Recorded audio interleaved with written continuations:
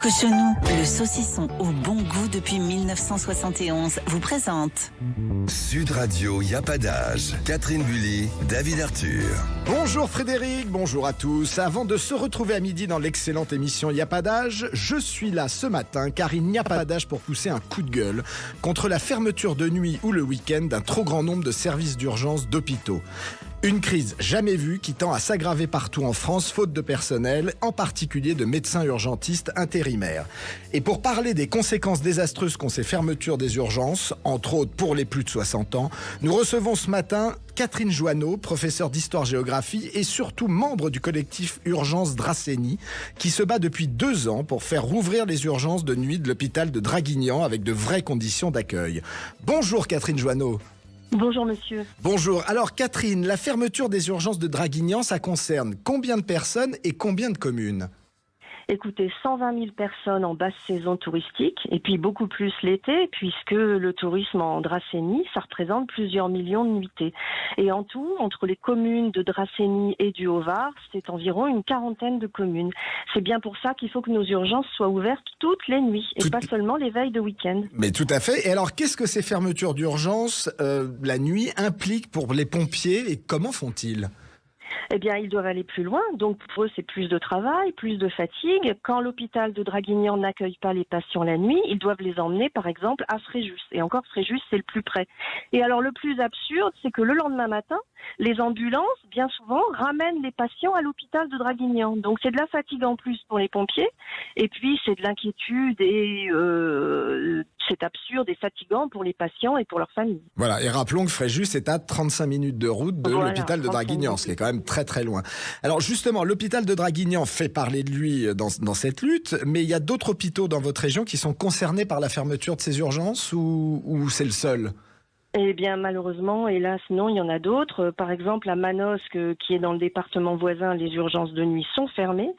Sur la presqu'île de Saint-Tropez, l'hôpital de Gassin a annoncé sa fermeture des urgences de nuit pour tout le mois de novembre. Et puis, il y a déjà eu des fermetures ponctuelles à Brignoles, à Fréjus. En fait, ce sont tous les services d'urgence qui sont plus ou moins en tension. Oui, alors, justement, selon les chiffres officiels du ministère de la Santé, on recense aujourd'hui en France 69 hôpitaux qui sont concernés par les fermetures de 107 services hospitaliers, dont les urgences de nuit. Alors maintenant, je crois qu'on est au-delà de ce chiffre dans les faits par rapport à ce que vous savez.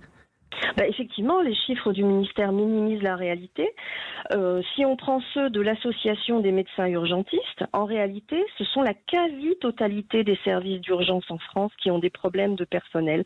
Ça veut dire que bien souvent, quand ils sont pas vraiment fermés, ils fonctionnent en effectif réduit. Donc, on n'annonce pas officiellement de fermeture, mais par contre, la prise en charge des patients est dégradée.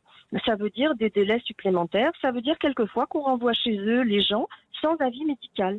Et d'ailleurs, il y avait eu une enquête qui avait été lancée par le ministre Braun, mais avant qu'il soit ministre, par l'association SAMU Urgence de France. Et SAMU Urgence de France essayait d'évaluer les morts évitables chaque année du fait des dysfonctionnements. Eh bien, écoutez, si on extrapole les résultats de cette enquête de l'hiver dernier, on peut penser qu'il y a environ 1500 morts évitables par an à cause des fermetures de services d'urgence. Oui, ce qui est énorme et ce qui est une honte dans un pays comme la France où le service hospitalier était un de nos fleurons. C'était même le meilleur du monde, je crois. Alors justement, au sein de votre collectif Urgence Dracénie, qu'est-ce que vous demandez au pouvoir public et surtout, ils vous disent quoi, le directeur de l'agence régionale de santé, le directeur de l'hôpital, le président du conseil régional, quand vous les rencontrez, ou même le préfet ? Justement, ils nous disent pas grand-chose et nous avons sollicité Madame la sous-préfète de Draguignan, que nous avons rencontrée il y a 15 jours. Nous lui avons justement demandé de faciliter une rencontre avec l'agence régionale de santé, avec le directeur de l'hôpital et avec le maire de Draguignan, qui est aussi conseiller régional, pour leur faire part de nos inquiétudes et échanger sur les propositions. Je dois dire que Madame la sous-préfète nous a écoutés et qu'elle s'est engagée à faciliter cette rencontre. Bon, écoutez, merci beaucoup Madame Joanneau. Je rappelle que vous faites partie donc du collectif, Urgence Dracénie, et que la situation pour l'hôpital de Draguignan avec la fermeture des urgences de nuit dure depuis 2 ans. Donc c'est un combat de longue haleine que vous menez. Et j'espère que vous arriverez à faire plier effectivement l'hôpital et l'État pour que le public puisse être accueilli dans de meilleures conditions. Mais écoutez, en ville, il faudrait des centres de santé avec des médecins salariés pour mettre fin aux déserts médicaux et soulager les urgences. Et puis à l'hôpital, il faudrait des personnels plus nombreux, mieux payés, afin de rendre ces métiers plus attractifs. Parce que le service public des urgences, c'est notre bien à tous. Écoutez, il peut nous sauver la vie à tous, et pas seulement aux plus de 60 ans.